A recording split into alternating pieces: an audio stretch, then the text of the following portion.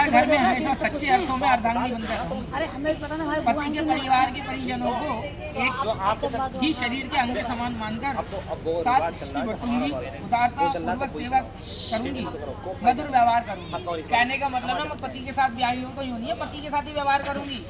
कहने का मतलब है जैसे पति के जो परिवार फैमिली है उनको भी अपने पति के अंग की समान ही मानूंगी और उनके साथ भी मधुर भाषा का प्रयोग करूंगी। कहने का आज तक मैं घर में जैसे भी आलस में पड़ी रही, कभी 8 बजे उठ जाती थी, 2 बजे उठ जाए, कभी भी उठ जाना, अपनी मन मर्जी करना। अब मनमाना आचरण जैसे भी मैंने अब तक करा सो करा। अब आलस्य को छोड़कर श्रमतापूर्वक गृह के कार्य को करूंगी। इस प्रकार पति के साथ प्रकृति और जीवन विकास में समुचित योगदान करूंगी। कहने का मतलब है गृह लक्ष्मी बनकर रहूंगी और पतिव्रत धर्म का पालन करूंगी। पति के प्रति श्रद्धा भाव बनाए रखकर सदैव उनके अनुकूल रहूंगी। कटुता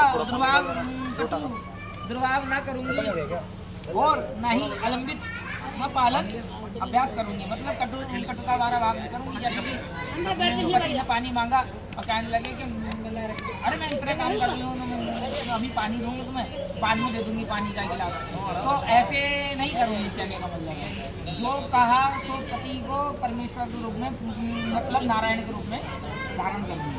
कहने का पति में ही जो है पालन करने से विष्णु का रूप देखूंगी और जो है तुम्हारी मेरी रक्षा करने से जो है वो रुद्र का रूप भी उनमें देखूंगी। क्योंकि जब दुष्टों को दंड देकर रुलाने से भगवान का नाम रुद्र है। जो मेरे को कष्ट देगा और मेरे को प्रताड़ित करेगा तो उसके लिए मेरे पति जो है रुद्र रूप ले लेंगे, तो रुद्र के समान माने जाएंगे। जब क्रोधित करेंगे तो उसमें रुद्र का रूप देखूंगी। और जो है जिस प्रकार से पालना करने से और मेरे को है गर्भगृह में, मतलब मेरे को गर्भ स्थान में, मतलब जो घर रहता है गर्भगृह, उसके अंदर मेरे को अधिकार सौंपने के कारण मैं ब्रह्मा का रूप में विकसित रूप में देखूंगी।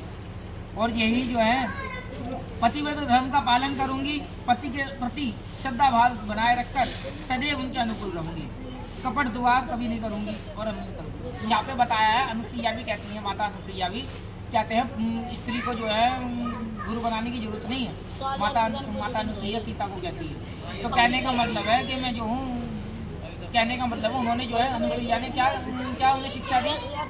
अनुसुईया माता ने ये बताया कि पति ही उसका सर्वप्रथम गुरु और परमेश्वर सब कुछ वही होता है।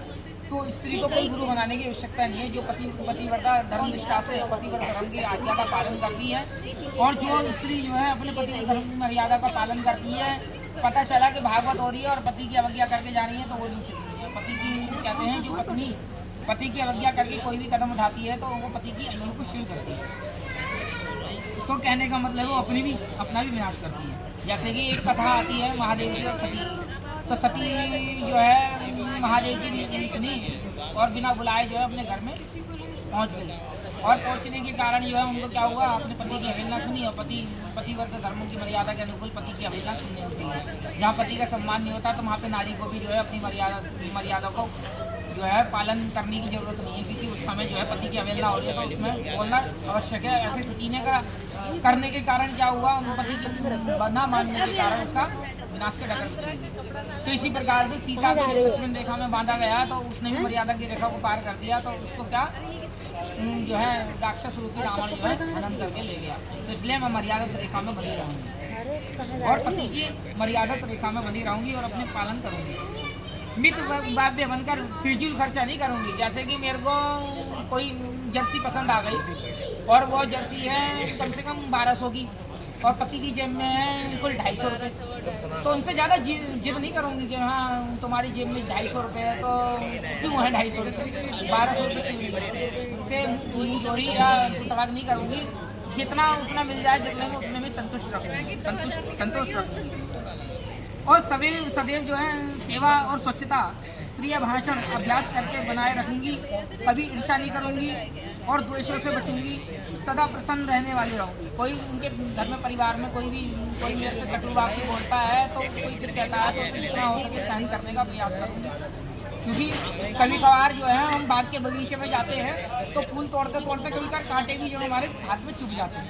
तो हम कांटे से लड़ते तो नहीं है, या वो जो है गुलाब के फूल को उखाड़ के तो फेंकते नहीं है कि ये इस पेड़ ने जो है हमें कष्ट दिया। तो इस पेड़ को उखाड़ के फेंक दूंगी, कांटा लगा इसमें। तो कहने का मतलब इसी प्रकार से पति जो है तुम्हारे गुलाब है, और जो है कांटे के समान कोई भी वाक्य का प्रयोग कर सकता है कोई भी व्यक्ति।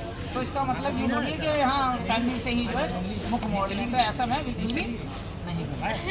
दूसरा, नारी के प्रति देव स्वरूप होता है यह मानकर मतभेद भुलाकर सेवा करते हुए जीवन भर संग्रीय बनकर रहूंगी, और कभी पति का अपमान का कारण नहीं बनूंगी, और ना ही उनका कारण बनूंगी, और ना ही उनका अपमान करूंगी। जो पति के पूज्य और श्रद्धा पात्र है, जैसे मित्र उनके माता पिता, तो उनको भी जो है उनके समान ही मानूंगी, और उनकी भी सेवा जिन्हें द्वारा संतुष्ट उनको भी रखूंगी।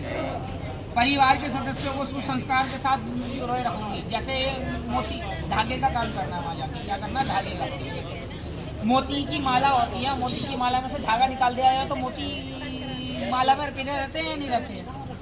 जिस तरह से माला में वो मोती में से धागा निकाल दिया जाए तो मोती जो है छिन्न भिन्न हो जाते हैं, इसी प्रकार से मैं धागे का कार्य करता हूँ। सबको सुचारू रूप से एक सूत्र में बांध कर रखूंगी, और इसके लिए मैं जीवन भर संग्रीय हो बनकर रहूंगी। और ये आपको प्रतिज्ञा स्वीकार है। पर पति की भी एक मर्यादा है। पति के वचन है, कहते हैं कि मद्यपान, मतलब कहीं कोई हटा दीजिए, कभी जो है मध्य जो